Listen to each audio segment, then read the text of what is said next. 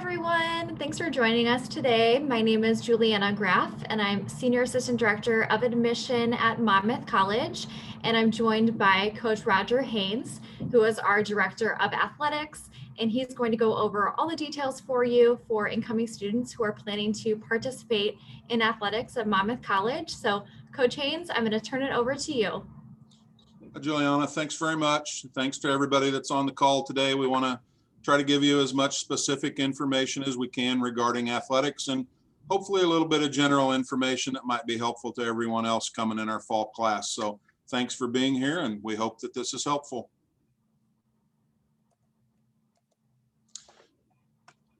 Am I moving the next slide, or are you advancing the next slide? I got it. Sorry about that. That's good. The less technology I have to work with, the better.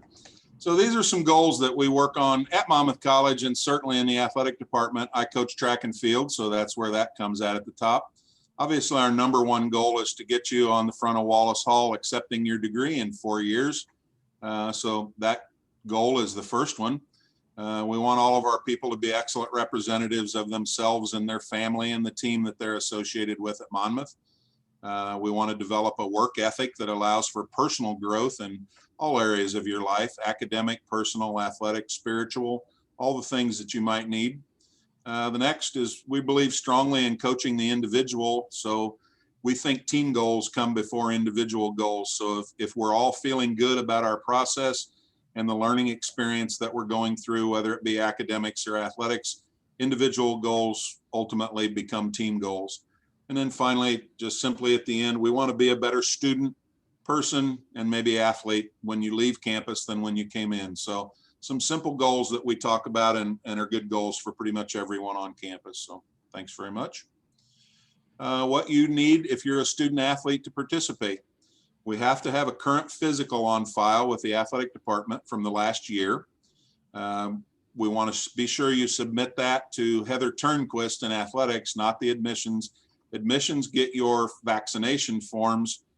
Student Life gets those forms. We want your physical and your insurance, proof of insurance, to come to Heather or your head coach in athletics. So you can find those forms under forms at themammascots.com. We need a medical exam so that a doctor releases you for full participation. You might need a medical exemption form if you're taking medicine for ADHD. Only the trainer needs to know that. If we participate in NCAA play where you might get drug tested, ADHD medication shows up as a failed drug test. If our trainer knows in advance, he can notify the testers that you're taking ADHD medication, and it keeps you from being suspended for play. Even if you're prescribed the medication, it's okay. But if we don't tell them in advance, I have to get you reinstated through the NCAA. So it takes a couple letters to get that done. So it's easier if our trainer knows ahead of time. Not a big deal. We need to have proof of personal medical insurance on you. We'll talk more about that in an upcoming slide. And if you're a freshman, you need to have sickle cell trait documentation. Sickle cell trait means that you tend to not recover as quickly from strenuous activity as others. I had a young woman about 10 years ago in track that ran and worked very hard, but she just didn't recover from repetition running at the same rate. And we eventually found out that she had sickle cell trait. Dangerous for us if we overexert and we don't know about that.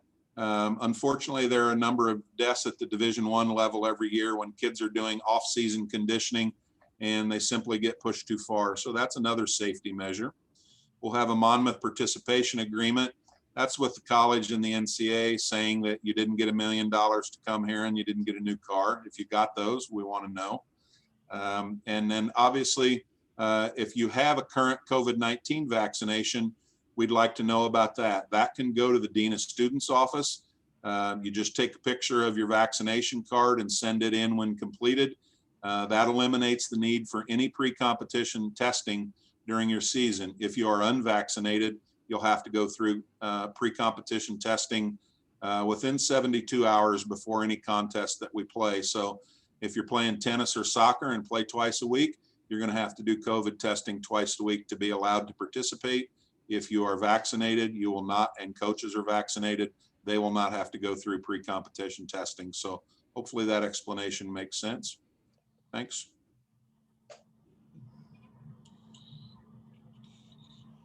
What you need to participate. We talked about a need for a physical and proof of insurance in athletics.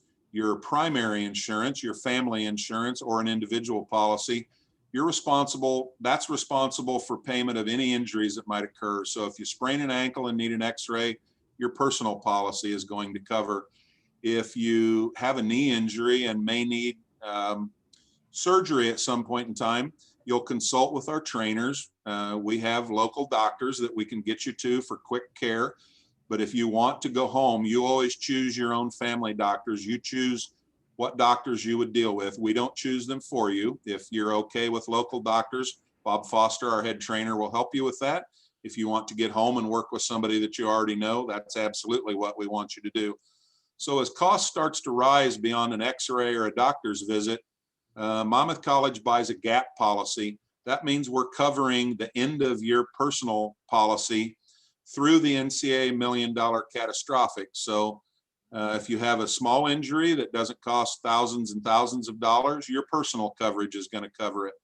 If it exceeds the end of your personal coverage, the Monmouth Gap Plan is going to cover for you. That usually fairly involves surgery.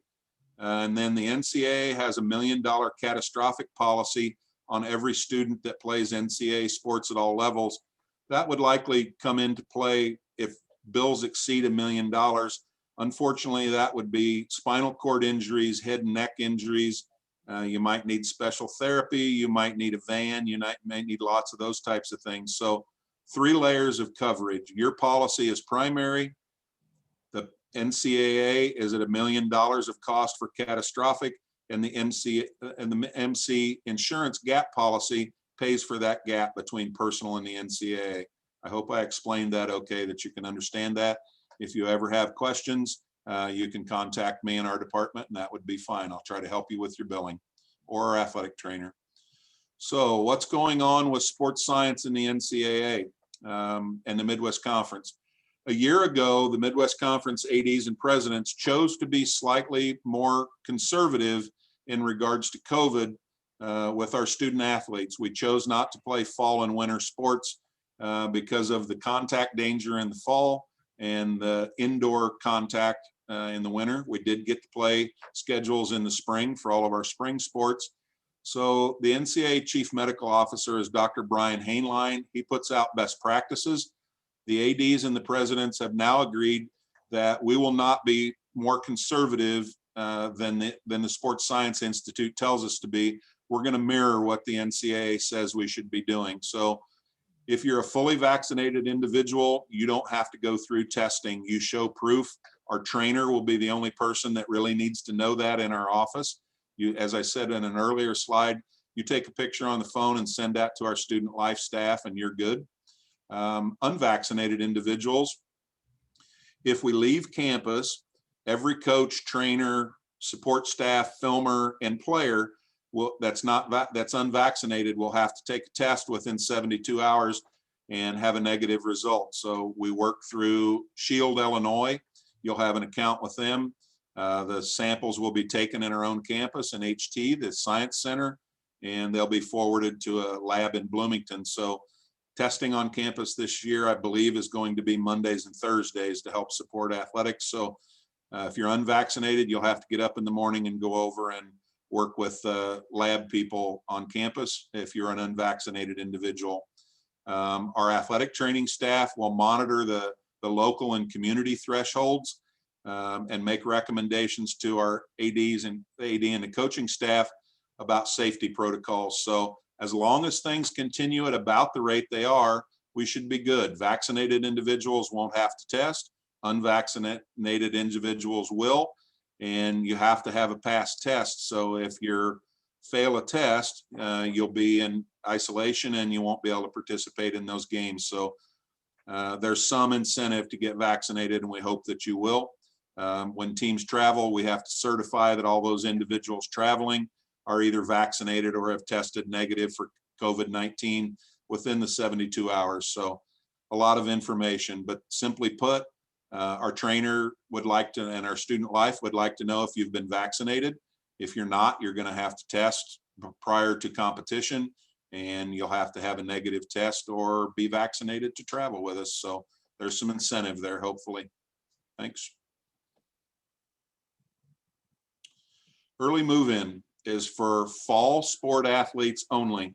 So our early move-in dates will come as such. Football players will move in on August 11th and begin practice on August 12th. You have to have proof of physical and proof of insurance to our administrative assistant, Heather Turnquist, in athletics, or your head coach, or you are not allowed to practice. You don't go get it a week later. You need to have it before you start practice. That's true in all sports. Other fall athletes competing in the fall will move in August 18th. That includes volleyball, men and women's soccer, women's tennis, women's golf, and men and women's cross country. The beginning of classes for newcomers, Intro to Liberal Arts class will begin on Monday, August 25th. Scots Start, which is an advising day, a chance for you to go to see your advisor and your professors. That happens on Tuesday, August 24th. And then fall classes for everyone will begin on Wednesday, August 25th. Communication should be forthcoming from either the Dean of Students or from your head coach. So if you're a cross-country athlete, you're going to move in August 18th. If you're a baseball player or a track athlete or a lacrosse player, and you only have practice in the fall, your competition doesn't happen until winter or spring seasons. You move in when the rest of your class moves in. So you move in with the freshmen over the weekend. I believe it's August 21st. So that should hopefully take care of things on move-ins. If you have questions, call your head coach or call the athletic department. We'll get them answered for you. Our athletic department number is 309-457-2176. If you have direct questions, that's Heather Turnquist, our administrative assistant. So athletics at Monmouth, there are no participation fees. Shoes are a cost that our students are responsible for. Everything else that involves competition and games should be paid for and work through our budget. So simply put, you'll have the opportunity, many of you have already done it with BSN, a sports vendor that we work with. You've got a chance to buy hoodies and t-shirts and such for yourself and your parents. You pay direct to the vendor, not to coaches. So the real question, is who purchased it? If your family or you purchased it, you own it. If Monmouth College athletic budget purchased it, we own it and it needs to be returned. So don't lose jerseys, don't lose a travel bag, don't lose something that's part of your uniform. You'll get billed for that if it's not turned in at the end of the season. Some of our spring break trips have fees associated for travel. That'd be baseball, softball, golf has done a trip some, tennis has done a trip some. That's been a standard rate of $500 for travel. The student account must be up to date, paid up to date, and the trip fee has to be paid in advance. The good news for all of you is we have a laundry service. We have a full-time equipment manager that takes care of practice gear and game gear. So you shouldn't have to have stinky laundry in your room from practice. So you'll get a laundry loop every day with your number on it, and that will get you practice clothes and game gear laundered 7 days a week throughout the course of the year. So no extra fees for participation in athletics at this point in time. Academic requirements for participation in athletics. We're NCAA Division III, so because our attendance acceptance policies tend to be more rigorous than many of the bigger schools, we get to set our own academic guidelines. And at Monmouth, that means in-school eligible. So if you're in school, you're eligible to play. If you have a low GPA, you would be placed on probation. If you have a low number of credits, you would be placed on probation. If either of those things, we hope they don't, but if those things occur, you need to be talking to your head coach, you need to be talking to your advisor, and you need to speak with your parents about your status on the team. You're eligible to play, but obviously there are lots of decisions to be made about that if your grades are low. Monmouth works on a 4-4 program. That means we take 4 courses, 1 credit at a time, that equal 4 credits per semester. So if you're taking 3 1-credit courses and 2.5s, that equals 4. If you're less than 4, you need to be concerned, because you need to keep all those classes in season to be eligible. Because if you drop below 3.0 credits at any time, you become immediately ineligible to participate.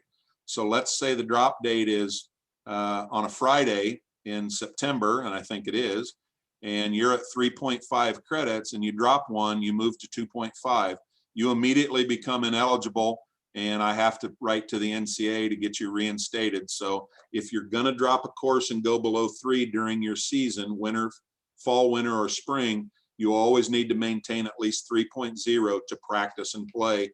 We don't want there to be a minute lag in that, because you become ineligible. So if you're going to drop a class, you either need to be at 3, or we need to add a credit to make sure that we get you back above to at least 3 or above. Make sure you've got an advisor in your major as soon as possible. And in our programs, we believe in using all of the Monmouth College support academic success programs first, and then we make use of individual and team study groups.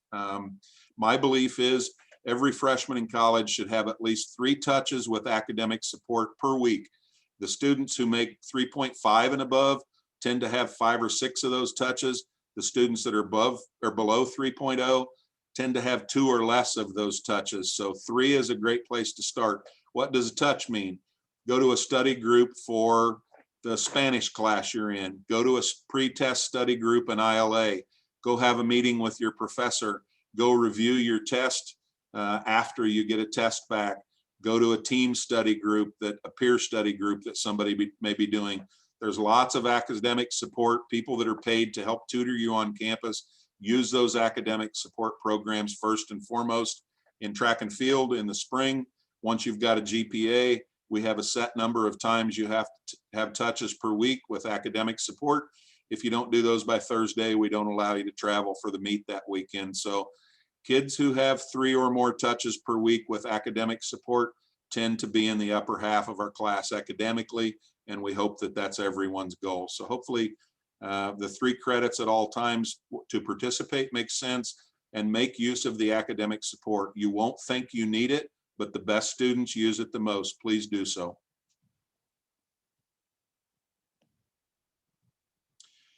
Concussion Protocol.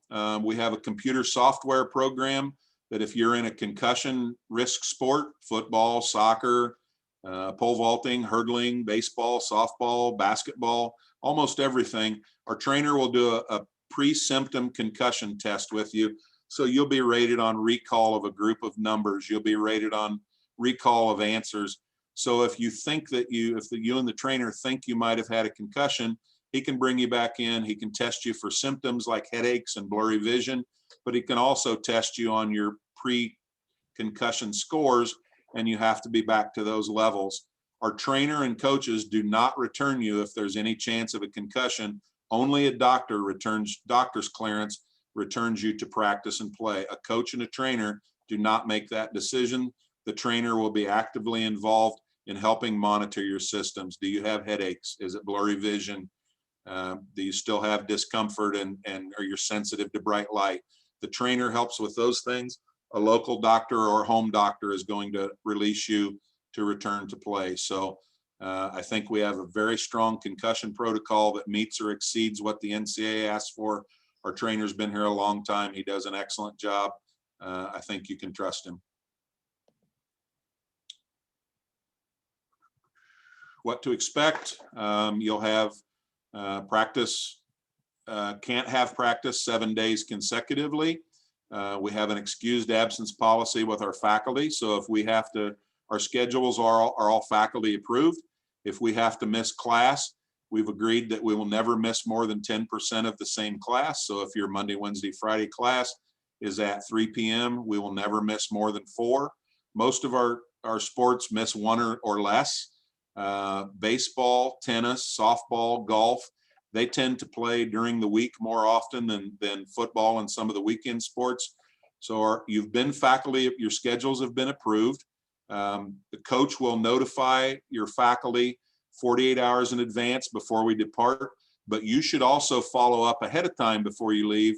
Don't leave and miss class on Friday and come back and tell the teacher on Monday that you need to make up a test. you need to be telling them in advance of your trip, just like the coach has. This agreement has worked very well for us. Most practices are 4 to 6 p.m. Meals close upstairs in the unlimited buffet at 7 p.m. Question was asked earlier, what happens if coaches run practice late? Coaches should not be running practice beyond time for you to get in the food service. You also have the option of using your Scots card downstairs in the Stockdale Center for the grab and carry things. We have a deli down there. We have, I think, Mexican food down there, sometimes wings and those types of things, sometimes salads. So downstairs is cash and carry, and I know it's open later. If you continue to have problem with the same coach keeping you beyond the end of mealtime, I need to know that. So shoot me an email or come to the office in the Huff Center and let me know what's going on. So hopefully that gives you a good overview about what's going to happen for athletes. We're looking forward to having you at Monmouth soon. Thanks very much. Awesome. Thank you, everyone. And feel free, like Coach Haynes said, reach out to the athletic department, talk to your coaches if you have questions as they pertain to athletics, and of course, reach out to your admission counselors also. But thank you so much for joining us, and we can't wait to see you on campus this fall. Thanks. Okay. All good? All good.